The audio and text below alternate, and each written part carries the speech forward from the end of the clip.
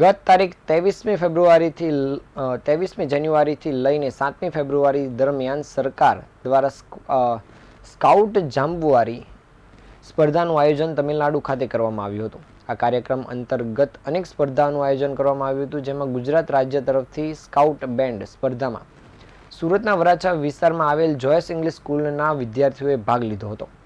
Scout બેન્ડની સ્પર્ધામાં all over India state કોમ્પિટિશનમાં ગુજરાત રાજ્ય એ પ્રથમ ક્રમાંક મેળવ્યો છે। જોયસ ઇંગ્લિશ સ્કૂલે પ્રથમ સ્થાન મેળવી શાળા અને ગુજરાતનું નામ રોશન કર્યું હતું। આ અગાઉ પણ સ્કાઉટ જાંબુવારી સ્પર્ધામાં 2018માં બેંગ્લોર ખાતે 35 પ્રાઇઝ વિનર રહ્યા હતા અને સ્કાઉટ જાંબુરી સ્પર્ધામાં 2023માં રાજસ્થાન પાલી ખાતે ફર્સ્ટ પ્રાઇઝ વિનર પણ સ્કૂલ રહ્યું હતું।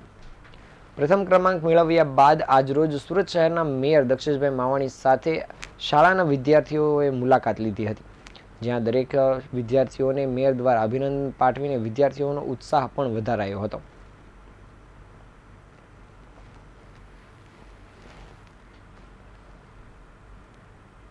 ઇંગ્લિશ મીડિયમ સ્કૂલ સુરતની તામિલનાડુમાં જઈ સ્કાઉટ બેન્ડને સ્પર્ધામાં પ્રથમ ક્રમ આવ્યો છે।